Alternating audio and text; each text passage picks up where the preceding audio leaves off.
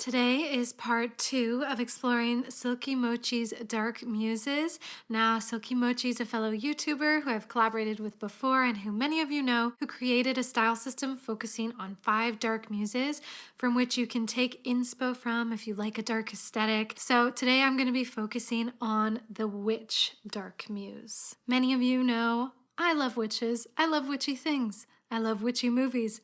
I love witchy aesthetics, and I have definitely done a lot of witchy looks before. But what's interesting is that Silky Mochi's Dark Muse series helped me really discover that the dark aesthetics I'm more gravitated towards in my personal style are more geared towards the siren. I like dark aesthetics, a little bit sleeker, a little bit more ethereal, but the witch will always be very close in my heart, and I will always love integrating like witchy aesthetics in my style, in my home, all that kind of thing.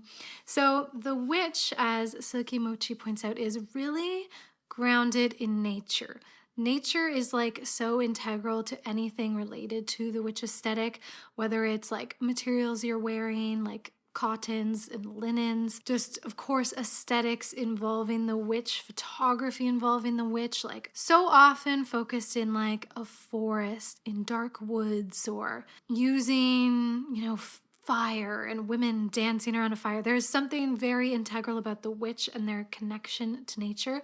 Whether you're talking about witch from a very real perspective and people who are practitioners, or just the aesthetic and how we see it translate in pop culture and beyond. If you're into the witch aesthetic, you're also going to gravitate towards like very like flowy silhouettes. I definitely do.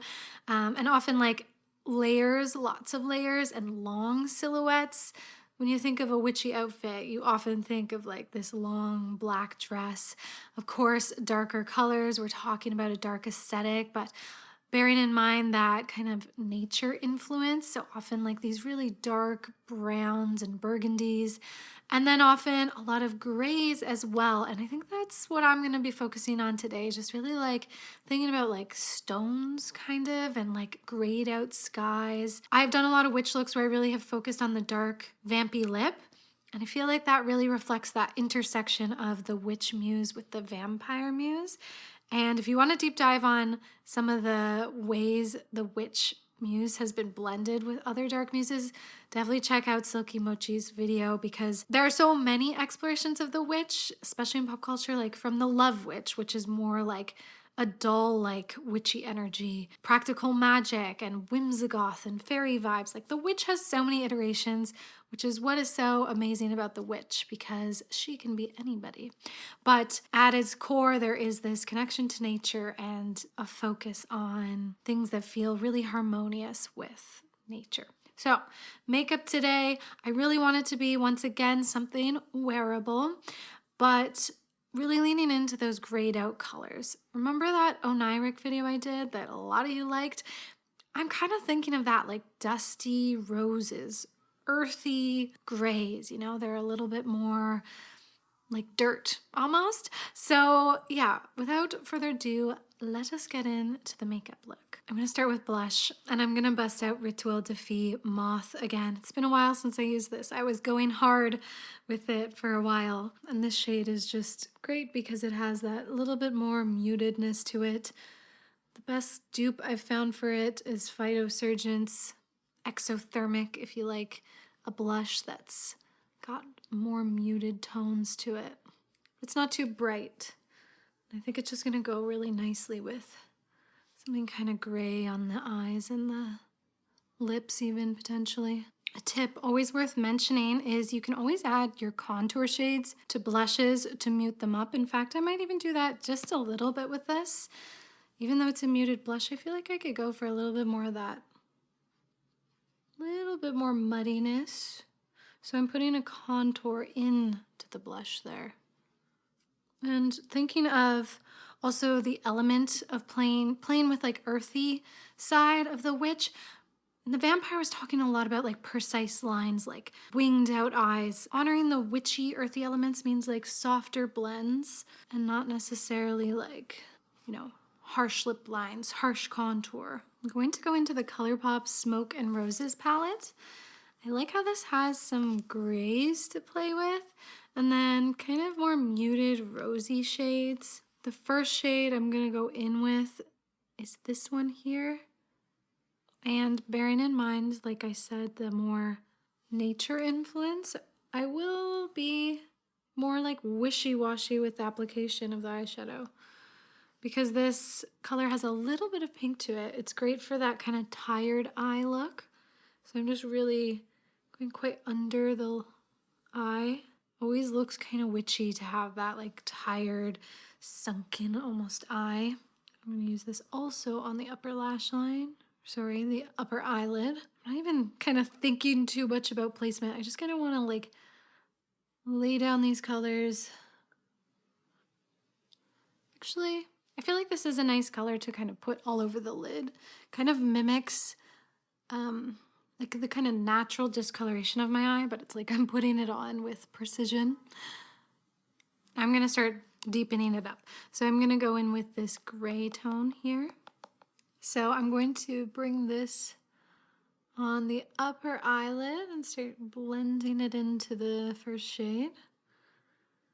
I like the idea of like starting to play with like grays that are, you know, similar to black, but we're not going full dark black, although of course that's witchy. I'm gonna also just drag this on the lower lash line. You know, I think a lot of people do gravitate towards these dark aesthetics, but do want to integrate them into more like wearable everyday looks. So kind of want to find these like middle grounds of the color when you don't have to feel like you have to go for fully saturated, like a black lipstick, you know, or like a vampy red. You just have these like more softer plays of color. And as Silky Mochi points out, like the witch can also have a very like minimal face, like very like bare and natural. Kind of like how this is like a little rock and roll too, a little messy.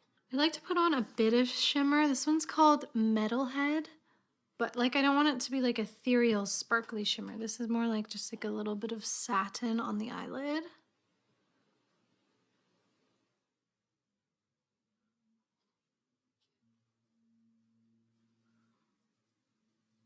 All right, I want to pop off for lashes before I proceed with this look, and I'm also going to pop this in the waterline. I just got this from Urban Decay. It's their 24/7 Glide On Pencil, and the shade's Cool Coyote. I think it's going to go nice in the waterline with this. It's like a gray tone. Haven't used it before. I'll report back with my lashes and proceed with the lips. So I will be 1 moment. I really like that. I feel like it has that, it's like these perfect like gray browns that feel very earthy yet dark. And I think really the key is like the smudging, the lower lash line, kind of thicker, chunky lashes, a little bit more of that rock and roll smoky feel. And the liner I find very subtle, but like it gets rid of the kind of pink of my natural like waterline. So suits this look. Now the lips, I do want to keep it like the same thing, this like earthy, browny, muddy, with a touch of maybe, you know, like a musty mauve. Musty mauve. Oh God, what am I saying? We'll see. We'll see what happens with the lip. I'm going to go in first with from Unearthly Cosmetics. This is the liner in Cursed. A gray lip. But I do want to enliven it a little more than just pure gray. But I will use this as the foundation shade. As in the foundation of the lip.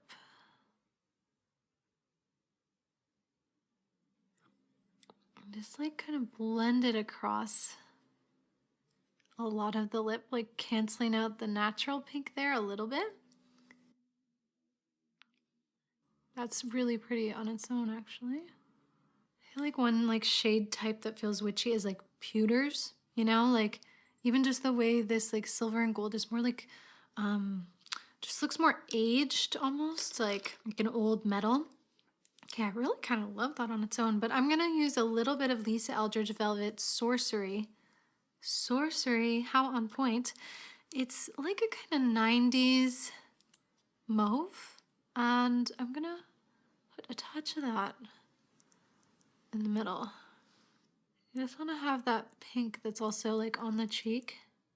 And then I may even just add a little bit of extra definition with a dark brown. Just a little bit.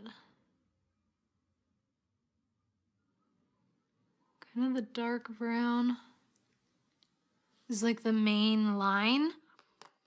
Cursed is kind of the smudgy